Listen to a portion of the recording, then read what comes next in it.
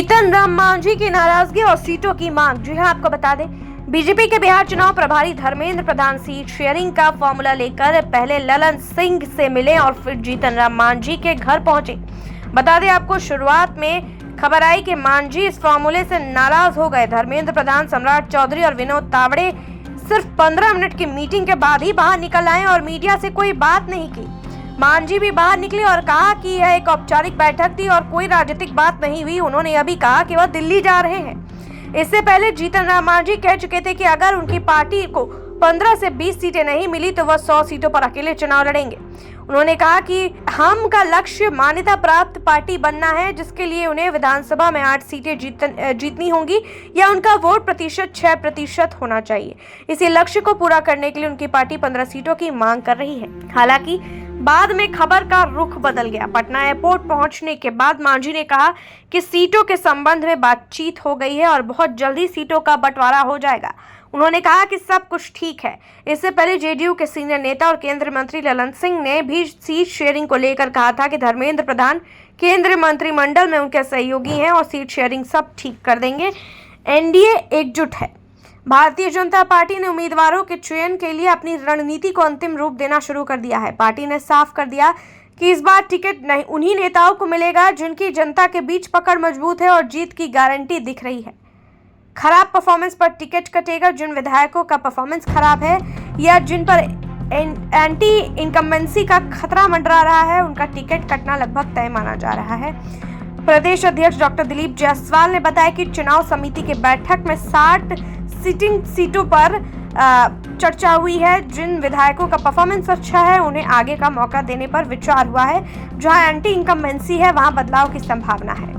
Ticket पर अंतिम फैसला केंद्रीय नेतृत्व करेगा।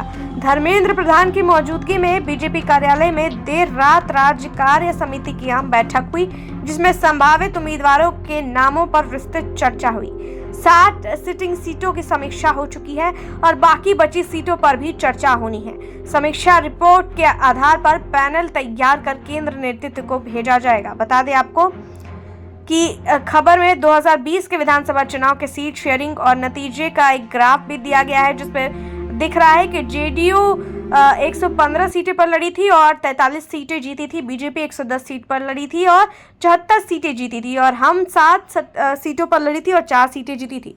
यह दिखाता है कि 2020 में बीजेपी ने जेडीयू से कम सीटों पर लड़कर भी 110 बनाम 115 उनसे कई ज्यादा सीटें जीती थी। 74 बनाम 43 जीतन राम मांझी की पार्टी हमने 7 सीटों पर लड़कर 4 सीटें जीती थी। यह पूरी खबर इस ओर इशारा करती है कि आने वाले चुनाव से पहले एनडीए में सीटों के बंटवारे को अंतिम रूप देने की कोशिश चल रही है और बीजेपी अपनी रणनीति के तहत सिर्फ मजबूत और जीतने वाले उम्मीदवारों को ही टिकट देगी, जिससे गठबंधन की जीत सुनिश्चित हो सके। मुख्य रूप से जीतन राम मांझी की सीटों की मांग और बीजेपी की उम्मीदवार चयन की रणनीति के बारे में बताया भी मैंने। नई जानकारी से पता चलता है कि बिहार में एनडीए और महागठबंधन दोनों के 20 सीटों के बंटवारे को लेकर बातचीत तेज हो गई है और कुछ बड़े पेच फंसे हुए। बता दें आपको, अंतिम रूप देने की तैयारी। बीजेपी 10 अक्टूबर तक सीट बंटवारे को अंतिम रूप देना चाहती है। बीजेपी के चुनाव प्रभारी धर्मेंद्र प्रधान पटना में डेरा डाले हुए हैं और जेडीयू, हम और एलजेपी के नेताओं से लगातार मिल रहे हैं। सूत्रों के मुताबिक एनडीए में यह सहमति बन रही है कि जेडीयू इस बार बीजेपी से 1 सीट ज्यादा पर चुनाव लड़ेगी। पिछली बार जेडीयू 115 और बीजेपी 110 सीटों पर लड़ी थी। पिछली बार जेडीयू 115 पर लड़ी थी और बीजेपी 110 पर। इस बार दोनों पार्टियों के करीब 100 सीटों पर लड़ने की संभावनाएं जताई जा रही है। वहीं जेडीयू और बीजेपी के बाद बाकी की लगभग 40 सीटें एनडीए के अन्य सहयोगियों चिराग पासवान की एलजेपी, जीतन राम मांझी की हम और उपेंद्र कुशवाहा की आरएलएसपी को दी जाएगी। चिराग पासवान एक कठोर वार्ताकार साबित हो रहे हैं। उन्होंने 2024 चुनाव में मिली 5 सीटों के आधार पर कम से कम 30 सीटों की मांग की थी। वही आपको बता दें, चिराग पासवान का हिस्सा तय होने के बाद बची हुई सीटें जीतन राम मांझी और उपेंद्र कुशवाहा के बीच बटेगी। पहले की रिपोर्ट में मांझी ने अपनी पार्टी को मान्यता प्राप्त दर्जा दिलाने के लिए 20 सीटों की मांग की थी। उन्हें और कुशवाहा को मिलकर लगभग 10-10 सीटें मिलने की संभावनाएं जताई जा रही है। और बता दें आपको कि कांग्रेस की स्थिति यह है कि कांग्रेस पिछली बार 70 सीटों पर लड़कर सिर्फ 19 सीटें जीती थी। इस बार वह 62 से 64 सीटों की मांग कर रही है, लेकिन उन्हें कम सीटें मिलने की संभावनाएं हैं। दोनों बड़े गठबंधनों में सीटों के बंटवारे को लेकर खींचतानी बनी हुई है, लेकिन उम्मीद है कि अगले कुछ दिनों में यह मामला सुलझ जाएगा।